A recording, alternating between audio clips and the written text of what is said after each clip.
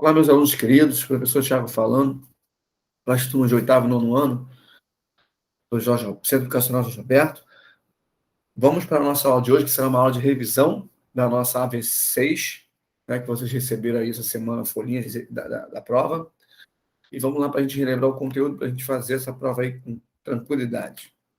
Vamos lá. A primeira matéria que nós tivemos foi Jogos Olímpicos, depois nós tivemos as Paralimpíadas, depois Setembro Amarelo e, por último, semana passada, nós falamos sobre os tipos de ginástica. Vamos lá. Então, vamos lá. Primeiro sobre os Jogos Olímpicos. Dá uma relembrada rápida.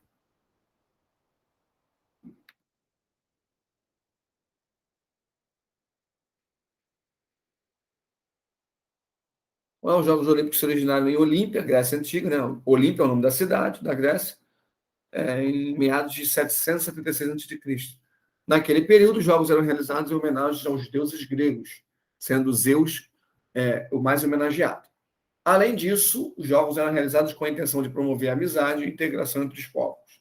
Então, nós temos aí 3 objetivos que existiam, né? Porque existiam as Olimpíadas da Antiguidade. Vamos lá, deixa eu ver aqui, coisa importante. O símbolo das Olimpíadas é formado por 5 anéis entrelaçados que simbolizam os 5 continentes, cada um representado por uma cor. Oceania verde, Ásia amarelo, África preto, Europa azul e América vermelho. Após mudar suas crenças para o cristianismo, Teodósio I, imperador romano, anulou todas as tradições gregas no ano de 394 d.C., pondo fim à era antiga dos Jogos Olímpicos. A restauração das práticas esportivas em um festival como as antigas Olimpíadas só foi feito na década de 1890 por um aristocrata e pedagogo suíço chamado Pierre de Frédéric, mais conhecido como Barão de Coubertin. Ele foi considerado aí o responsável pelas Olimpíadas da modernidade, o criador. Os primeiros Jogos Olímpicos da Era Moderna foram realizados em Atenas, em 1896. Nós temos aí as modalidades de Tóquio, das Olimpíadas que nós tivemos esse ano, atrasada que era do ano passado. Né? As Paralimpíadas, né? O contexto das Paralimpíadas, como é que surgiu os Jogos Olímpicos, os Jogos Paralímpicos, a gente vai ver na próxima matéria, que é falar um pouquinho sobre as Paralimpíadas. Deixa eu mudar aqui de conteúdo.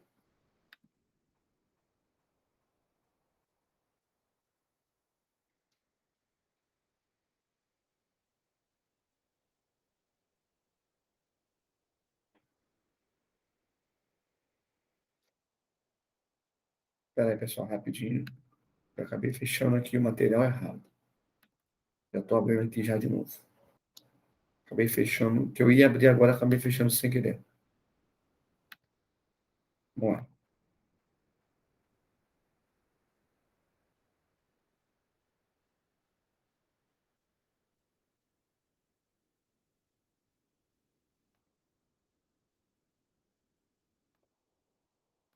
Vamos lá. Já vai aparecer na tela aí. Paralimpíada. Isso, já está aparecendo na tela. Vamos relembrar um pouquinho o contexto da Paralimpíada. Né? Há pelo menos 100 anos o esporte tem disputas entre atletas com algum tipo de deficiência física. Aí você vê um contexto histórico bem antigo, né, pessoal? Já tem muitos anos que as pessoas praticam modalidade sendo deficiente, né? Mas, né, em 1944, a pedido do governo britânico, o médico Ludwig Guttmann abriu um centro especializado em lesões na coluna, no Stockholm do Ville Hospital, né? Onde a reabilitação por meio de esporte evoluiu de recreacional para competitivo. Então, assim, esse médico lá, britânico, né, inglês, na Grã-Bretanha, abriu esse hospital para tratar lesões das pessoas que viviam da guerra, né, Segunda Guerra Mundial, viviam machucado, ferido da guerra. E ele começou a trabalhar como forma de reabilitação dessas pessoas, né, lesões na coluna, alguns amputados, por meio do esporte. Foi evoluindo, até que ele criou uma competição entre pessoas dentro do hospital ali, pessoas que estavam fazendo tratamento. Só que o negócio foi dando tão certo, que começou a crescer. O negócio foi expandindo até se criar a Paralimpíada, né? Então, é assim, ele pode ter considerado o pai dos Jogos Paralímpicos, por ter dado esse contexto de criação num hospital de pessoas lesionadas. Então, aí. Vamos lá, deixa eu ver aqui. Os primeiros Jogos Paralímpicos, sob esse nome, né, com esse nome de Jogos Paralímpicos, foram realizados em Roma, na Itália, em 1960. Então, tem poucos anos aí, né, pessoal? 1960, nós estamos em 2000, tem 61 anos, né, que os Jogos Paralímpicos existem, ou seja, um tempo muito relativamente curto, né, em comparação com os Jogos Olímpicos, por exemplo. Né? Então, vamos lá. Aqui, ó, fala um pouquinho das Paralimpíadas de 2020, que seria no passado, mas foi sendo por causa da pandemia. Fala um pouquinho das modalidades paralímpicas aqui, ó. Atletismo, badminton, basquete, cadeira de roda. Então, muito cuidado. Se eu perguntar, cite 3 modalidades em comum da Olimpíada e Paralimpíada. Aí você vai e bota basquete. O nome da modalidade basquete nas Olimpíadas, está certo? Está certo.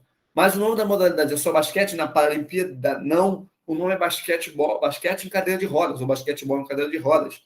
Então, o em cadeira de rodas faz parte do nome da modalidade. Então, cuidado. Voleibol é voleibol? Não, é voleibol sentado. Nas Olimpíadas é voleibol. Nas Paralimpíadas é voleibol sentado. Então, não é o mesmo nome. Cuidado para não confundir. Né? O rugby é a mesma, não, rugby em cadeira de rodas. O esgrima é o mesmo nome? Não, é esgrima em cadeira de rodas. Então, cuidado para não confundir, que não são atividades em comum, são nomes diferentes. Tá? Muita atenção a isso.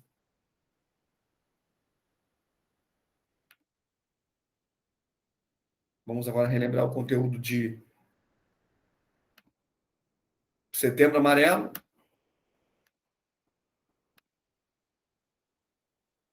É isso, só um minutinho.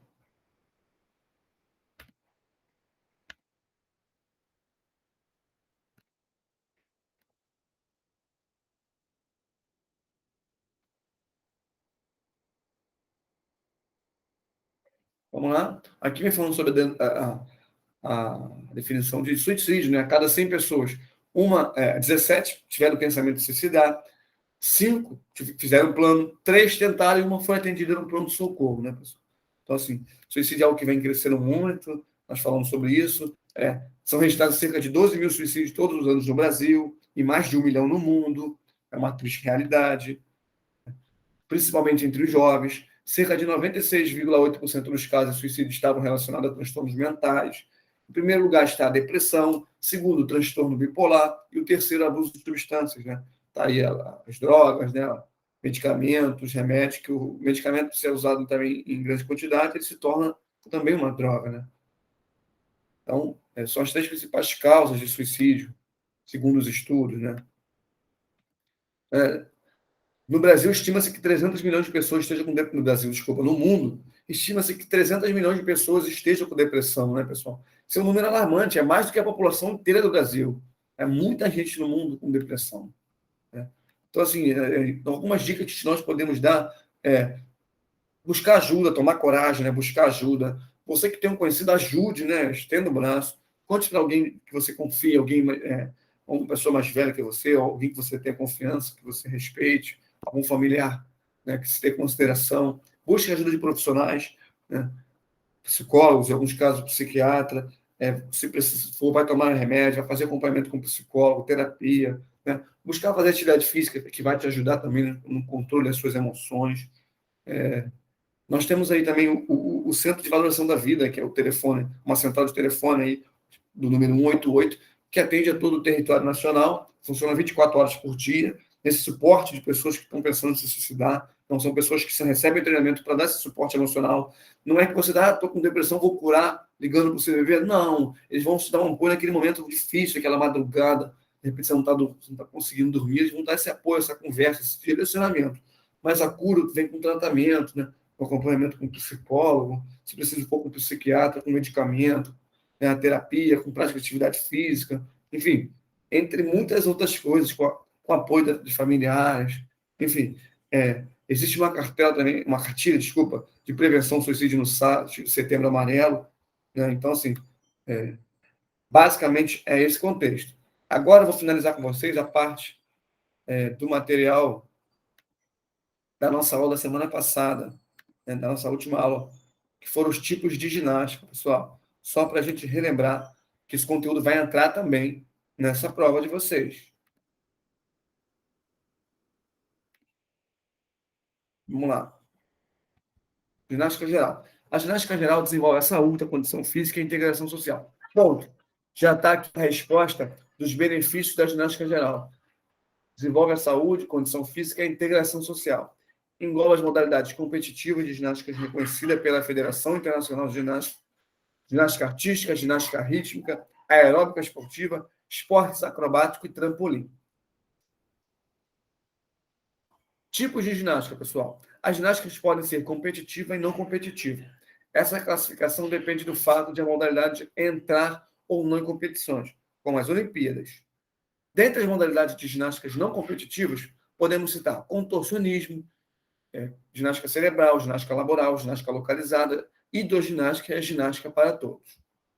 Então vamos lá. As 5 modalidades de ginásticas competitivas são acrobática, aeróbica, artística, rítmica, ginástica de trampolim. Ginástica artística. Ginástica artística existe muita técnica, né? As provas masculinas e femininas são diferentes. Os homens executam provas com os seguintes equipamentos: argolas, barras, cavalo com alça, salto sobre a mesa e solo. As provas das mulheres, por sua vez, consistem em exercícios paralelas assimétricas, salto sobre a mesa, solo e trave de equilíbrio. Nós vemos a imagem aqui de a trave de equilíbrio. Ginástica acrobática destaca-se pela beleza dos exercícios executados em solo, acompanhados de música. Ela é dividida na seguinte categoria: dupla mista, dupla feminina, dupla masculina, grupo feminino, composto por 3 ginastas, e grupo masculino composto por 4 ginastas.